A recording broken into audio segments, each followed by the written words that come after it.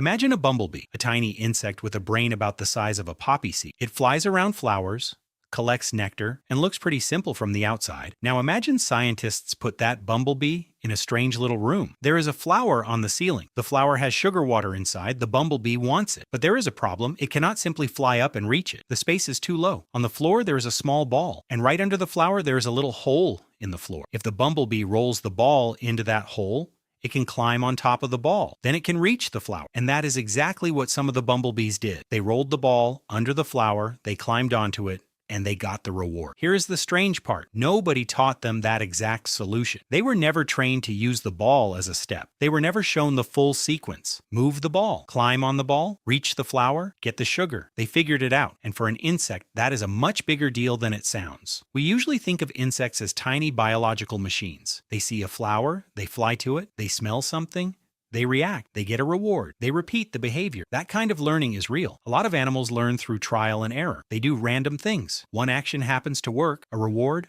follows, and the animal learns to repeat that action. Simple. But there is another kind of problem solving. The kind where an animal does not just randomly try things until something works. Instead, it seems to suddenly put the pieces together, like it understands the situation. That kind of spontaneous problem solving has been seen in primates. It has also been seen in some birds. But in insects, scientists had not really seen anything quite like this. That is why this experiment is so interesting. Researchers at the University of Oulu in Finland tested whether bumblebees could solve a completely new problem. They used buff-tailed bumblebees. The setup was simple but clever. Inside a small arena, they placed an artificial flower on the ceiling. The flower contained sugar water, so the bumblebee had a clear reason to reach it. But the bee could not just fly up to the flower. The arena was designed so that direct flight was not a practical option. On the floor, there was a small ball. There were also 4 little holes. One of those holes was directly under the flower. If the bee moved the ball into that correct hole, the ball became a platform. The bee could climb onto it, then it could stretch up and drink from the flower. For a human, the solution is obvious. For a bumblebee, it is not obvious at all, because this was not a trick the bees had already learned. The scientists divided the bumblebees into different groups. The first group had been introduced to both important parts of the puzzle. They had seen the flower before, when it was on the floor, so they knew the flower meant sugar. They had also interacted with the ball before. They knew the ball could be moved, but they had not been trained to use the ball as a tool. They did not practice rolling the ball under a ceiling flower. They simply knew 2 separate things. The flower gives a reward. The ball can move. The second group only knew about the flower. They understood that the flower contained sugar, but they had no previous experience with the ball. The third group was the control group. They had no useful preparation for the task. Then came the real test. Each bumblebee got only 1 test session. There was no long training period.